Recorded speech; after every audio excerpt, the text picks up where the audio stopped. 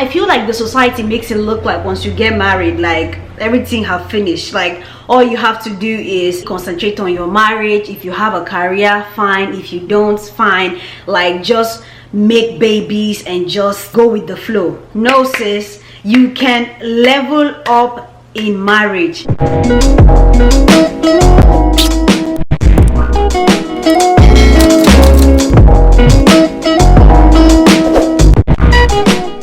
Say what, sis? You leveled up after getting married? How? Sister, tell us the tea. Hey guys, welcome and welcome back to another video. If you're new on here, my name is Tonia. You know, Miss Energy. Okay, that's as much as my energy can take me. As you can see, I don't want to move too much because there's too much movement going on in this region right here.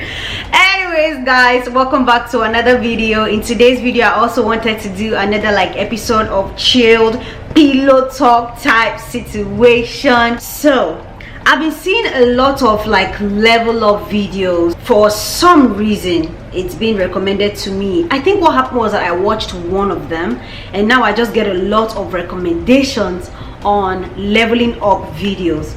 Now I wanted mine to be a little bit different, and that is leveling up after getting married, right? So is that even possible, sis?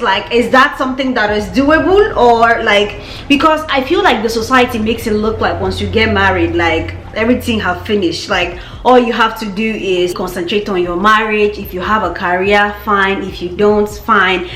Just make babies and just go with the flow. No, sis, you can level up in marriage, and I am a perfect example of this topic. Now let me tell you guys a little background story. Yeah, so when I was in my early 20s, if you don't know, I'm currently 28 years old, so basically I'm almost out of the 20s. 2 years. I feel old. It's okay, it's okay. I don't trust me, even a 16-year-old does not feel as 16 as I do. Look at me now, am I not a fine girl? A lot of people still mistake me for 22, 23, and I'm like, yes, give me all the young age, I want it. Anyways, back to the story. When I was in my early 20s, I didn't really have the opportunity to live a lot of people in their early 20s would. Typically, I'm the kind of girl that will go to work. If there's church program that day, go to church and then go back home. See, I was so bad at this thing that if you tell me to come out after I have already gotten back from work, and see, you shouldn't see me. You shouldn't. So I just was that kind of a person that had a strict way of living my life. I will go from work to home. If you want to hang out with me, you have to tell me before time. I was not spontaneous with anything at all. You cannot tell me to come and hang out at 10 p.m. At my early 20s, I was acting so old, going to bed at certain time of the day, waking up at certain time of the day, just doing certain things. I basically didn't have any spontaneity to my life. There was no fun. Whenever I hung out, guess what I would do? Go to a restaurant, maybe eat something, pizza, maybe go to a karaoke if there's a place like that. And what else did I even do in my early 20s? In my early 20s, I was sponsoring myself to school. I was working full-time plus weekends sometimes, and I was doing other activities aside being in school and working full-time. Tell me, when exactly did I have to have fun? I never thought that I had time, although you can always make out time. In my case, I just didn't want to create that time because I felt like there was no time. Why would I be playing when I have all this work waiting for me? I had so much responsibilities from family and just so much to do for myself as a person that I completely forgot about what it was really like what was fun. What is fun called, you know? So once in a while we will go for movies and stuff like that, and that was fun for me. That was it. All of these times my dreams was always to travel the world and document my journey and build my career. I know that that was a step leading to my dreams, yeah. But still, even in the process of getting somewhere, you shouldn't just kill yourself and not have fun. But that was me. That was my own idea of not wanting to have too much fun while not doing enough work. So I put all of my energy into working, schooling, taking care of everybody else but myself. Can you actually be somebody and do something and still achieve dreams and attain heights in life while being married? Sister, if you're out there and you've let your marriage consume you, I am telling you today, stop it. Okay? Stop it. See, the worst thing you can do to yourself as a human is to let a certain thing, even if it's not marriage, like let a certain thing drain your energy and make you a shadow of yourself. Like, I just thank God for the kind of person that I married, because after I got married, that was when life actually started for me. That was when I actually started experiencing things that I only dreamt about, things that were only plans. Now my plans were coming into reality. It was actually after I got married that I started traveling the world. The person that I married gave me the opportunity to travel the world. He's in the military, and as a military person, we travel a lot. So we were stationed in Italy, and we used that opportunity to travel all around Europe. Now I am in the United States, and I'm visiting different places here in the United States and looking forward to going to places that a green card holder has the right to go to without needing visa. And if I need to go somewhere that requires visa, see, I've been in this thing long term. Visa is not a problem. We will apply for it. But one thing we're not doing is to become a shadow of ourselves, not have a life simply because we're married. See, marriage is not prison now. Marriage is not marriage is not it's not a cage. It's not a do or die thing. You did not tell you to come and marry and not have a life. Now, growing up in Nigeria gave me this certain kind of reality about marriage. Yeah. Now in Nigeria, it is very common for women to marry men way older than they are, like 10 years, 15 years older. Like, in fact, it's a normal thing. It's very normal for people to marry people way older than them. And let me tell you something, I had that mentality for the longest time of saying, oh, I can never marry anybody younger than me. And I don't think I ever will. My husband is older than me, but I'm saying he's not 10 years older than me, he's not 15 years older than me, he's not 5 years older than me, like normal African society, you know, think it should be. A 26-year-old will marry a 36 years older. That's very normal in Nigeria. 10 years difference, like, that's very okay. But my husband is only a year older than me. I say this to say that we're like friends. Like, me and my husband were like best friends because of the age, like the age gap, which is not very much. It allows us to talk about things and do things that our age mates like to do. Am I getting somewhere? Like, are you understanding what I'm saying? If you are understanding me and you understand where I'm going to, just comment in the comment section so I know that I'm not blabbing, but I know that I'm trying to convey this thing, right? So I feel like one good thing about our marriage is the fact that we're so close in age that we do things that our normal age group love to do, which is like go out and travel and experience new things and new cultures. So that made it a little bit more fun, because I feel like if I had married a typical African man 10 years older than me, like, he would just be feeling old sometimes and be like, me, I don't want to go anywhere, all I want to do is to stay at home and drink beer. You know, that kind of thing. So that's another very good thing that I feel like me and my spouse we have in common, which is our age made it so easy for us to do things that our age people like to do. So basically what I'm saying is, it was until I got married that I started doing things that people in their early 20s are supposed to be doing, which is like go to the beach. And who carry me go beach, to be honest? How I take go beach? Like, go to the beach and travel and experience other people's culture and get out of my comfort zone. And for example, go to the club. Who carry your sister go club?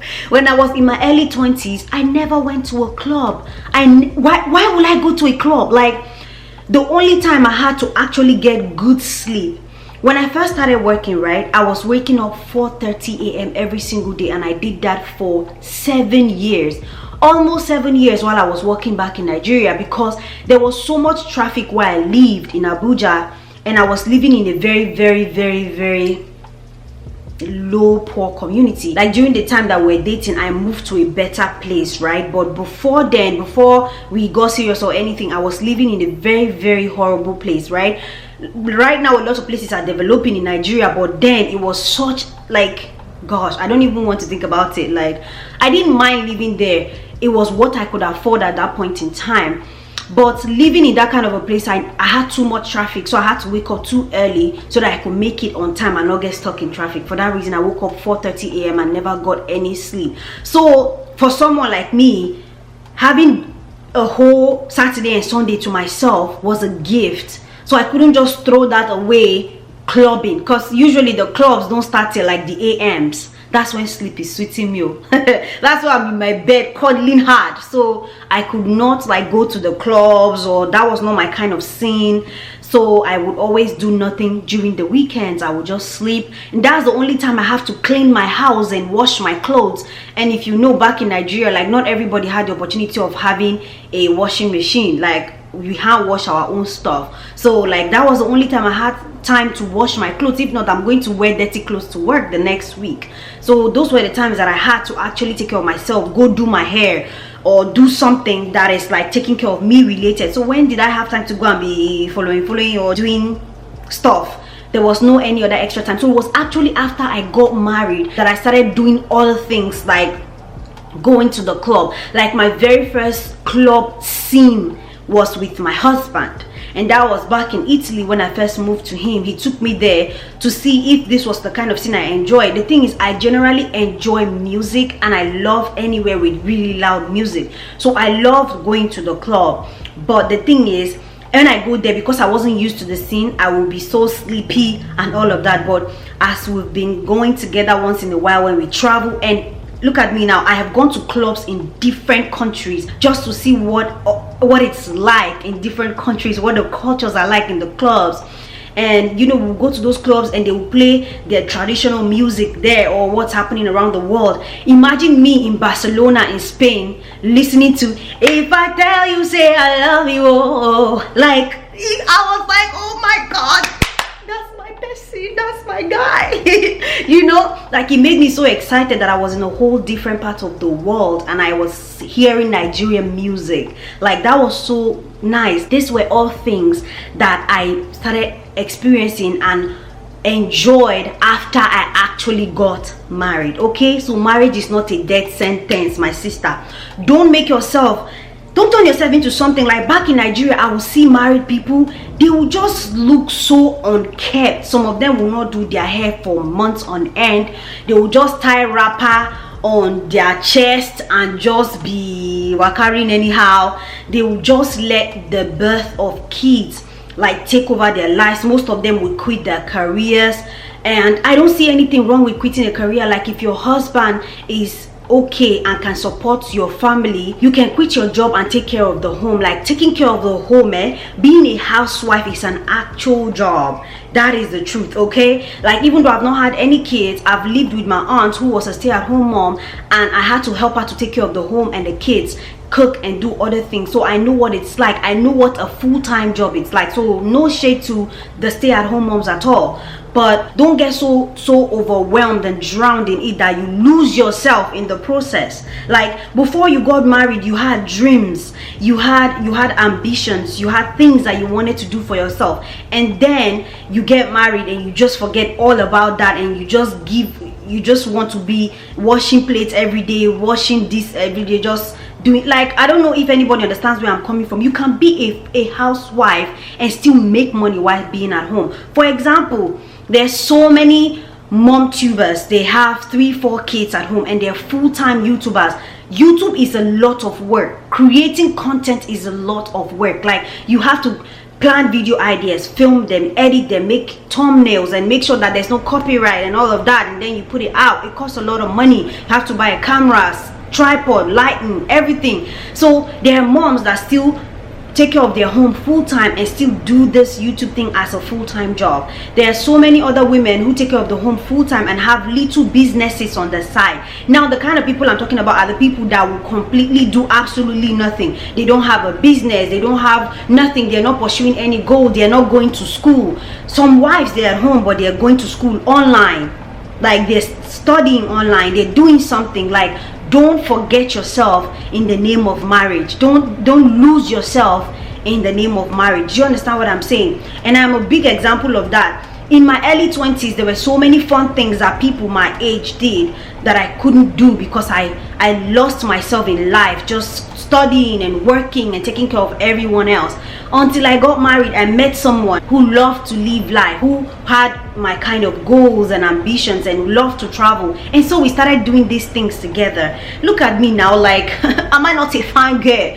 I cannot, like, I hope and pray that when I do have kids, I don't let myself go, like just become a mom and just not feel like doing my hair or go do my colorful nails or just change because of kids, or like completely get lost in being a mom or a wife.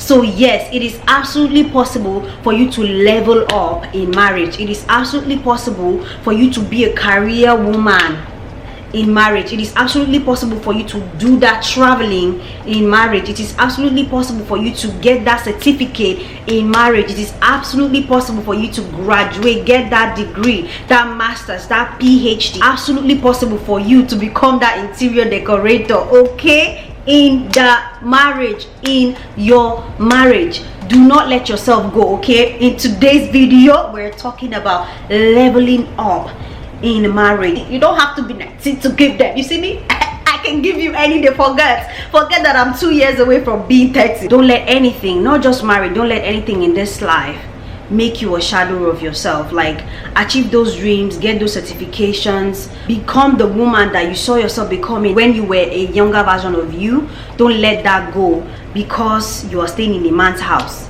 You understand what I'm saying?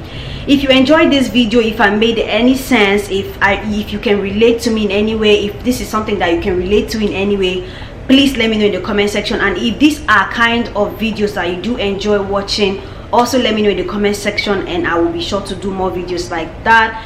Please don't forget to give this video a thumbs up. It does help my channel. And also, if you watch me and you're not subscribed, make sure you smash that subscribe button, break it, destroy it, and do whatever you like with it. And I will see you guys in my next one.